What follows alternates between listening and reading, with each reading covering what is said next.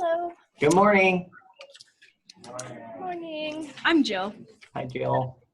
Hey, so since the 60-day session is ending, what are your plans like after?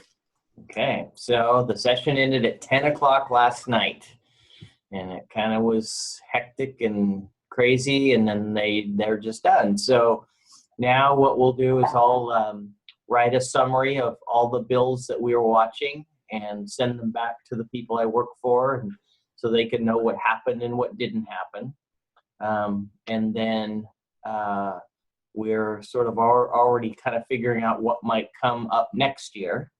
And over the summer, we will schedule meetings with some of the other stakeholders, with the governor's office, with other legislators, and start working on legislation for next year. And then in addition to that, some of the state agencies like Department of Ecology or Department of Natural Resources, through the year they do what's called rulemaking. And it's sort of like making laws, but it's different than passing a bill. What they do is they look at the laws that are on the books and they make rules to implement those laws. And sometimes that can have a big impact on how laws are interpreted and how they're enacted and administered. So we work with the state agencies on rulemaking throughout the year. So we do some of that, and I'm gonna play golf too this summer.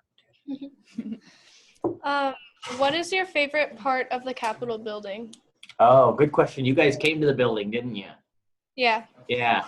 Well, I really like the dome. I like looking up at the dome. I just think it's spectacular. And I also like the different kinds of marble, and I like the state reception room. I just think it's a really neat room, and they keep it very ornate and protect it very nicely. So how about you guys? What was your favorite part? I don't know. Where the Mother Joseph statue was. Yes. Yeah, very cool. Very cool. I like the chandeliers too. Those are yeah. Thank you. Thanks.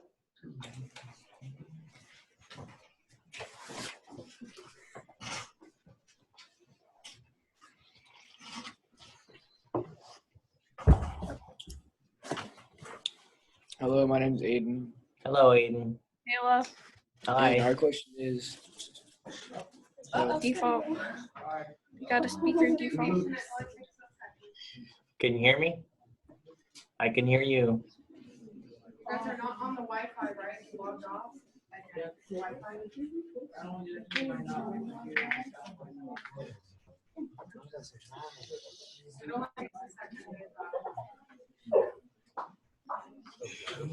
okay.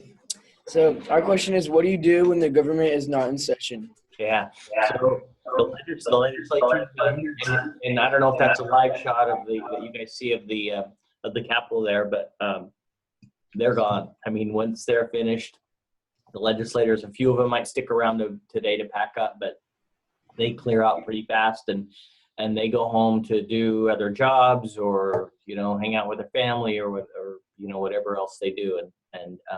But there's still a lot going on, and as I mentioned the group before, we will be working with some of the state agencies on how they interpret these laws and how they draft the rules to implement them. So we'll be doing a lot of that, and we'll be talking with people about legislation for next year already. And the other thing that happens this year, since it's an even-numbered year, is it's an election year. So that means that all 98 House members and half of the 49 Senate members will all have to be up for election this year. And so we will drive around the state, and we'll meet with the legislators who are running for re-election, and we'll meet with candidates who are running for election, and just kind of get to know them and find out, why are you running? What issues do you care about? And try to educate them about some of the issues that our company, Avista, cares about, so that they know maybe are prepared to answer questions about those issues and are prepared to work on those if and when they get elected and come to Olympia. Thank you. Yeah.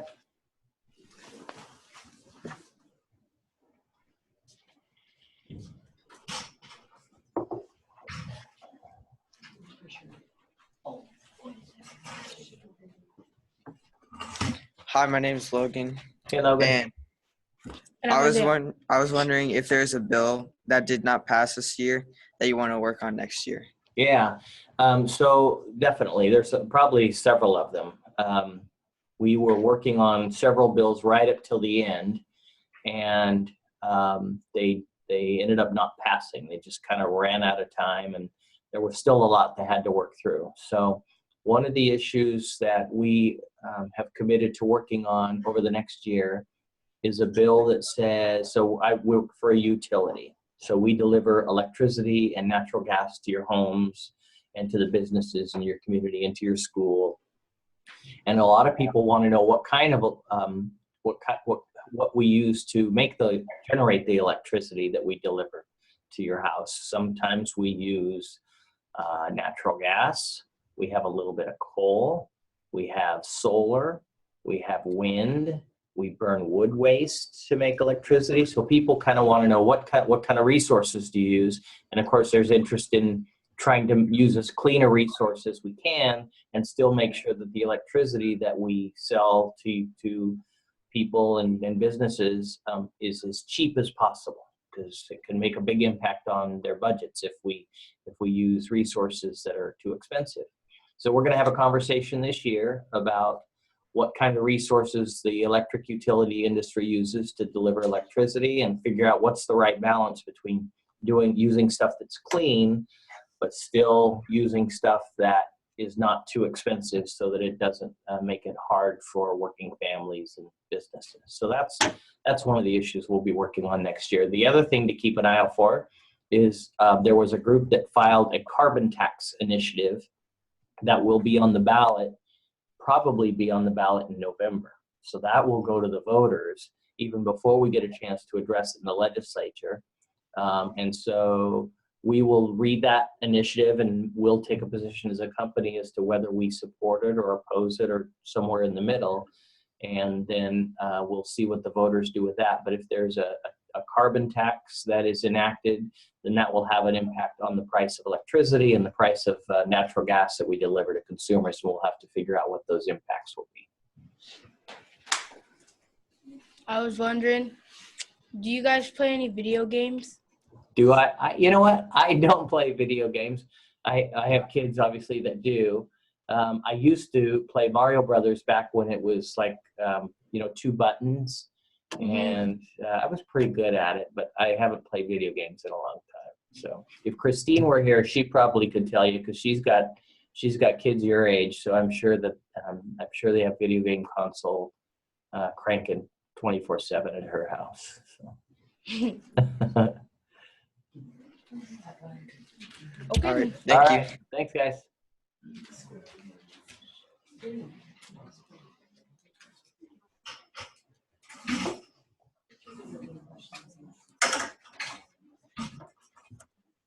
Hi. Hello. Do you think that the government did a good job funding our education? That's a good question. The answer is yes. It's tricky. The court, as you probably have studied, the courts told them that they had to do a better job of funding basic education. And they've been working on it for several years.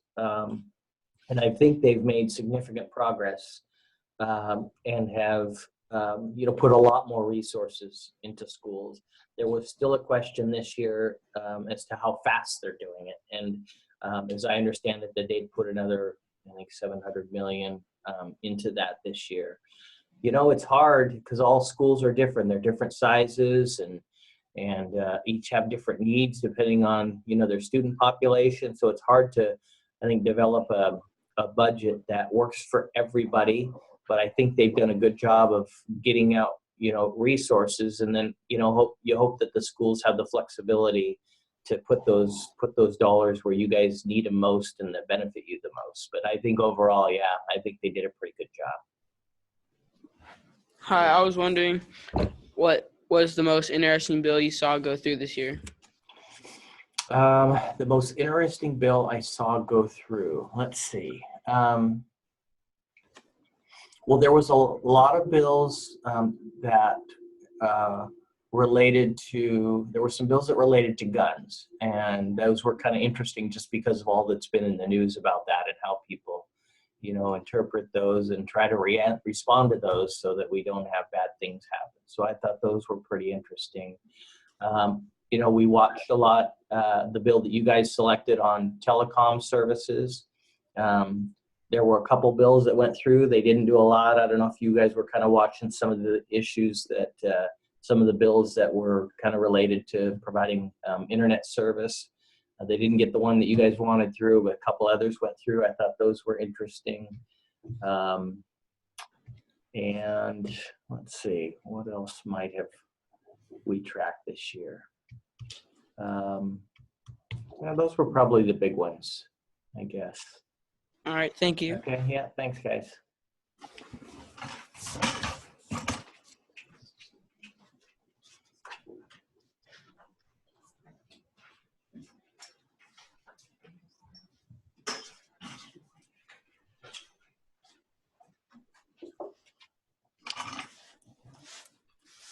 Hi there. Good morning. Hey, I'm Mrs. Nguyen, and my class received an email from Tim Sheldon that he had sponsored a bill that was similar to ours, and tracked that a little bit, and it was 5935. And I was wondering if we could we pull that up and could we show the kids? I think our bill kind of died in the second step because it didn't even get out of the first. Right. It didn't get out of appropriations, but it looks like 5935 had some movement. I have an afternoon humanities class, and Rhonda Weaver is our lobbyist that works with us. She was about 15 minutes late yesterday because she was just frantically trying to get some movement on that bill. And I didn't know what happened between yesterday. She said that they had about 2.5 hours left on the House floor. It had passed the Senate and it was still sitting in the House. So I was wondering if we could maybe look at that, since our bill died so soon, that maybe the kids could feel like they, picked a good topic and, tried to make some difference down in Olympia. Yeah, it is. I thought it was a really good topic, and there's a lot of, it seems like a simple thing. Let's get more, high-speed broadband out there, but it gets complicated. This is the bill you're referring to. I hope you can see that. Yes, we can. It's perfect. And it would have created an office, a governor's office of broadband access, and would have modified and extended the Universal Communication Services Program. It looks like the bill did not pass. I'm just looking at the, it made it out of the Senate, and then it went over to the House. It got out of the Policy Committee, and then it also got out of Fiscal Committee. It ended up on the floor calendar, but the House, for whatever reason, did not take action on it. And I wasn't tracking closely enough to know exactly why it didn't pass. I do know that when it was in committee, that it was being part of a kind of a trade that was going on between the House and the Senate. The Senate wanted certain bills out, and the House wanted certain bills out. One of the bills that the Senate wanted was this one to come out of committee. The House was waiting for the Senate to act on the bills they wanted, and they kind of got caught up in this trade in committee. They ended up moving, but it looks like they might have just kind of got caught up in the wash, in the late days of session, and didn't get out. Okay. So there were a couple bills that did pass. One was Senate Bill 6034. That one allows certain PUDs to provide broadband service. Would you be okay pulling that up for the kids? Sure. What number is it again? 6034. 6034. Yeah. So this is one, you guys, this is one bill that's kind of, in our same subject of internet that did pass. All right.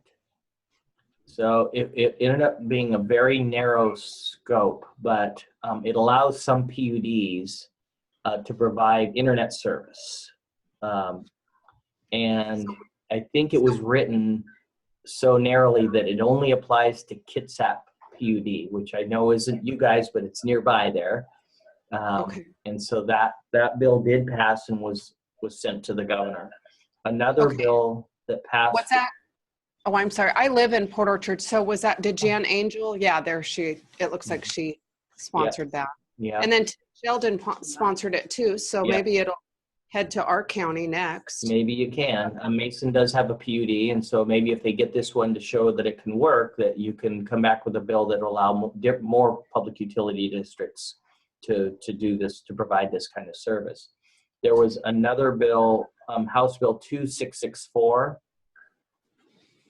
and this would allow port districts to offer telecommunication or broadband infrastructure, basically allow them to build out broadband service. It wouldn't let them, I don't think it would let them provide the service, but it'll let them build it, and then they could go contract with CenturyLink or someone else to then provide that retail service to customers in that area. So with those two bills that passed, that had to do with internet services, was there a common theme that it didn't cost the state very much money to pass those bills? Right. So, they're sort of relying on these other public-private partnerships with public utility districts and ports to use their funds and their resources to build out the infrastructure. So it didn't cost the state money, or doesn't cost the state money. right. And then they're hoping then they can entice some private carriers to come in and provide and invest and provide that service. Someone like CenturyLink or Comcast or somebody like that. Okay. And Okay. Rhonda can probably give you a better idea of what the implications of those bills would be. Okay. Does anyone else have any questions at all? Okay. What time did you go to bed last night? It was about midnight. Midnight, because from this angle, that coffee cup looks gigantic. It looks like it looks bigger than your arm. I'll probably need more after this. So Okay. yeah. So anyway, I think I'm sorry we missed you guys when you were in Olympia. I hope you guys had a good trip here. We did. Good. It's a neat building. Yeah, they were able to, because the Supreme Court was not in session, Enterprise Services were able to walk them across the street, and they did the mock trial. Oh, good. And they were able to do that in the Supreme Court room. So that was nice. Did you And then- see any of the committees or chamber action at all? Did you get Well, when we went into the House, they were doing, caucus? well, it was kind of a mock debate, kind of. We didn't know that. We really thought that they were arguing back and forth, and then they did a vote, a practice vote kind of up on the screen. And I didn't know it was a mock debate, but there were a lot of younger people there. And so I was thinking, wow, we got a lot of young representatives. They must have had a group visiting on the floor that day. Yeah, that was really interesting. And then we did go in the state reception room, and then Dan Griffey came in and talked to the kids. Great. And what's neat about Mr. Griffey is that he lives here in Allen at Lakeland Village, the golf course, and then he went to Hawkins Middle School. Oh, neat. And his class was in charge of voting in us being the Hawkins Huskies, so he had a real connection with the kids. Oh, good. That's neat.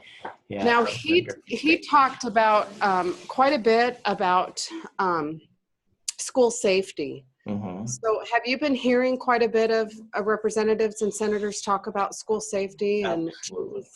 Okay. Yeah, I mean, given what's happened in the news recently, I mean, it was one of the the predominant themes of the latter part of the session. Right. It's I don't know that they had enough time. It's a complicated issue, and I don't know if they had enough time to really address it, but there are a lot of discussions about, what is the right approach, and how do we make sure that schools are safe, and that, we take the right approaches that are appropriate for schools to make sure that it's a safe environment for learning. Right. He had mentioned that one of our students asked if he would support teachers being armed. Yeah. And he responded, no, not at this time. But he is looking at helping sponsor a bill that would put more counselors in schools.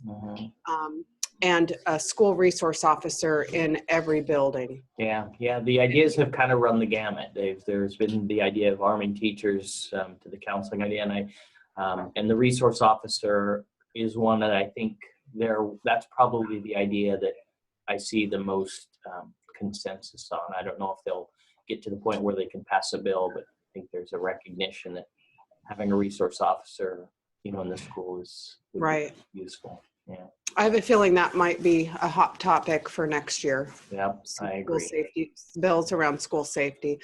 A bill that my class looked at last year was the panic button for every school to be able to, in the office, to be able to have a panic button that they hit, and then community resources would respond immediately. I thought that was an interesting bill that did not pass last year. That is interesting.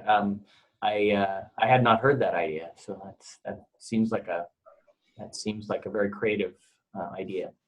And then it looks like Florida passed yesterday that teachers can be armed in the state of Florida.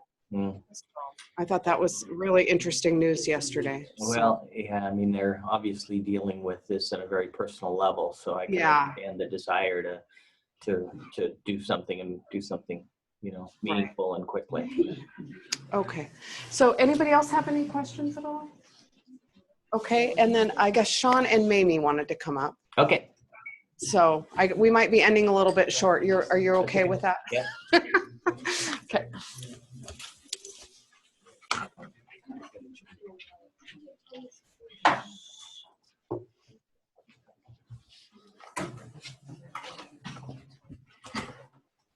Hi, I'm Sean.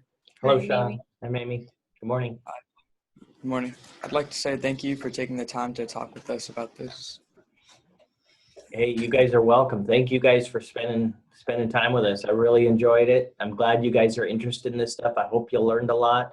I'm still learning about it too. So, if you have interest in issues or even just the process, just pay attention and be surprised what you learn. I think we'd all like to say thank you for help answering our questions, helping us try and pass our bill, and learning more about our capital.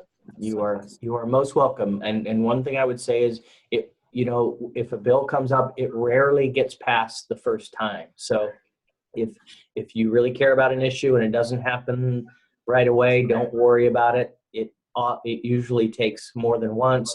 You perfect it, you come up with new ideas, and I'll be darned if sooner or later you don't get it passed. So keep at it, and I hope you guys have high-speed internet out there soon. Thanks so much. Thanks.